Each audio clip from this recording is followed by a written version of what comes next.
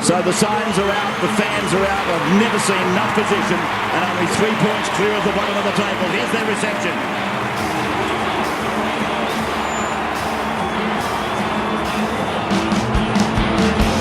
Well, the winners of 4 premierships. You may think this footy crowd is cheering even louder than normal, and you'd be right. The end of this year's NRL season has seen a remarkable turnaround in the fortunes of the Code. Despite starting the year embroiled in sex and alcohol-fuelled scandals, it ended the year with record match attendances and soaring TV ratings. So the question has to be asked, is behaving badly, at least in the short term, good for business? But there's more to this game than the tabloid headlines and the gladiatorial battles fought every weekend. The game's managers have their own war to fight, the business of rugby league.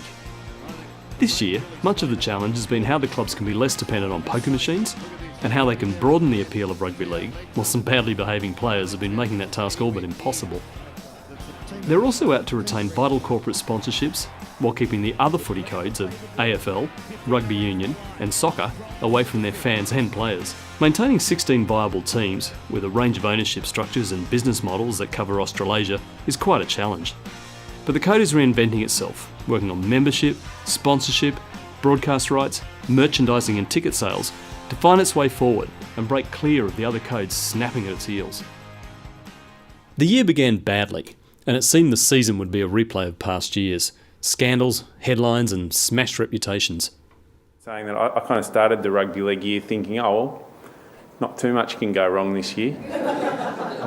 Anyway, I got that one wrong. For whatever reason, someone wanted to make a story of it, 8 years later. We had, I won't try and hide from the fact that we had the Bulldog stuff. Now, they've all moved on from that. Again, that's 5, 6 years ago. So to now be starting to talk about, gangbangs and pack rape and all that sort of stuff, I haven't heard any of that for, 3, 4, 5 years in the game.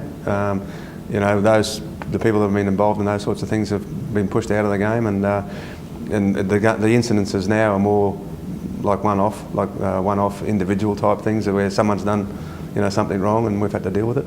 Quote from Mike Tyson: "You think you're going okay until you get punched in the head." It's been one of those years for rugby league, I've got to say. And I think too it does affect our participation rates at that younger level, because obviously the mums at home are less tolerant than the dads are, I think, of bull-fetted footballers' behaviour. I can understand sponsors being nervous in that regard, and they do get nervous in that regard. They get nervous about the game. So if the Broncos, and I'm not suggesting for one moment we are, but if say we're all just perfect, but we're still playing rugby league, and if rugby league's got a bad image, then that would still affect the Broncos. So we're all in this, all the clubs are in this together, and that's why we try and help each other and work together strongly on disciplinary action. Hopefully at some point in the not too distant future the players actually get it and realise how lucky they are to play at this level, and the number of incidents of stupidity decreases. The National Rugby League has a long history that began at a community level, with clubs all over Sydney. Founding clubs like the South Sydney Rabbitohs, the Eastern Suburbs Roosters, North Sydney Bears, Balmain Tigers, Western Suburbs Magpies, Cumberland, Glebe, Newcastle and Newtown gave the game a blue-collar flavour. It has now evolved into a premiership club structure with 16 teams, of which only 2 of the original foundation clubs remain.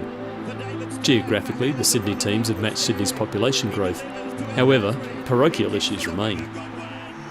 In pure commercial terms, rugby league would put its hand up to having too many teams in Sydney, and it's been a problem probably for decades. I think there's a challenge of maintaining some suburban tribalism in the competition that we're all in, and Sydney's unique in that regard. I call it the Spit Bridge factor. People who live on the northern beaches, they go over the Spit Bridge. We all know it's a nightmare on a Friday night, and they don't want to come back until Monday morning. So if we're not playing football, if we're not playing rugby league on the northern beaches somewhere, then they're not going to go to football, those people. And I think there are other parts of Sydney that are similar. Because fundamentally it's a wonderful product on television, so it's content-wise by the broadcast, phenomenal, and it's content-wise live at Stadia is fantastic as well. So it ticks both boxes.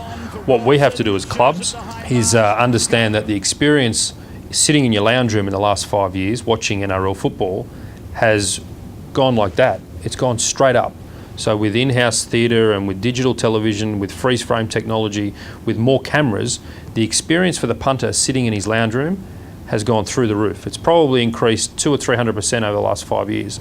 The experience for the punter sitting inside stadia over that period of time, at best has probably flatlined, at worst may have actually dropped. So we have to start thinking of ways to find the live experience something that people want to be a part of. That's not an easy question to answer. Our sponsorship levels this year are at record levels, but they're about even for last year and this year. They're about the same level, but they're at record levels, so we're really happy with that. Our average crowds staying about the same, and that's about 34,000 a game, which is double the NRL average and way ahead of everyone else. But again, we're not boasting there. We're a one-team town and we've got a wonderful stadium, so we've got a bit of an advantage in that regard. But you've still got to sell the product, and they've still got to come along to the game. So, despite the economic climate, the club's been going really well.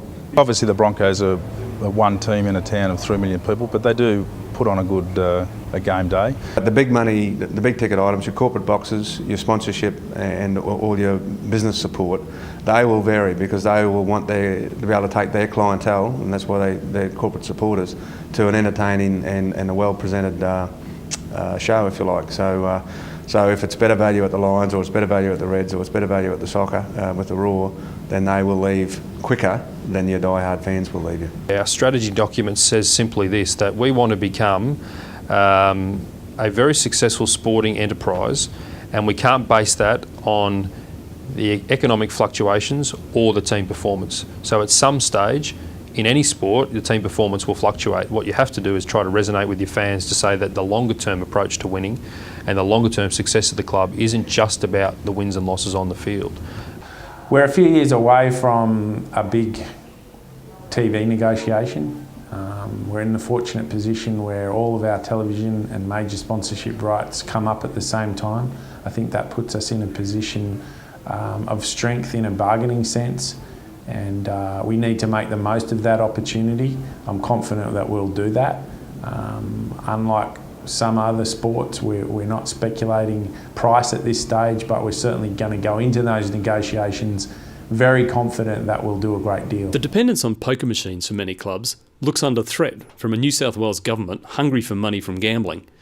The government has also banned smoking inside the clubs, literally pushing patrons outside in the cold. I think for too long, the clubs in Sydney relied and knew that there were revenue streams coming through their lease clubs, through the poker machine revenue and the like, and they might have got a little bit lazy, if that's the right game, if that's the right term, without being disrespectful, in knowing that no matter what happened, the revenue would always come to keep the club afloat, if you like, or pay the bills for the footy club. Now, quite dramatically, and all of a sudden, a lot of that's changed with the increase in poker machine tax, the no smoking laws, changing of opening times of lease clubs and the like, and the overall profit of the lease clubs that have been supporting these footy clubs for so long has been dramatically slashed. So what do they have to do now? They have to start cutting back on the grants to the footy club. And the footy clubs also say, well, what do we do now? We've got to now generate income from other revenue streams. We as a club have been, I think, protected by the fact that we've had such a strong leagues club. So with us wanting to take less out of the club and look at more bums on seats, we really do need to look at that Brisbane model and make game day more attractive and more appealing. So it's certainly something that we're very conscious of and something we want to do. The membership program is very important for all sporting clubs. I think what we need to understand is we're a long way behind the Melbourne culture. We're a long way behind where AFL clubs are in membership. But they started at this precipice as well. They started at a point where they needed to grow it. And I think NRL clubs are slightly behind, but we're now starting to catch up. And I've said this a number of times, when you get off the plane in Melbourne, the first question most people ask you is, who are you a member of?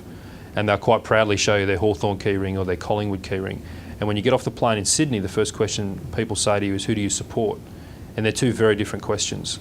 One's is supporting and one's becoming a member. We need to engage people to become emotionally attached with their football club and show that throughout a season. So after one of the most turbulent seasons in the Code's history, the league has, against all the odds, come out on top. The challenge now is for the teams to pull together, shore up the successes of this year, and not lose sight of the ball in 2010. It is over for Canterbury. It is celebration time for the blue and gold. A grand final awaits them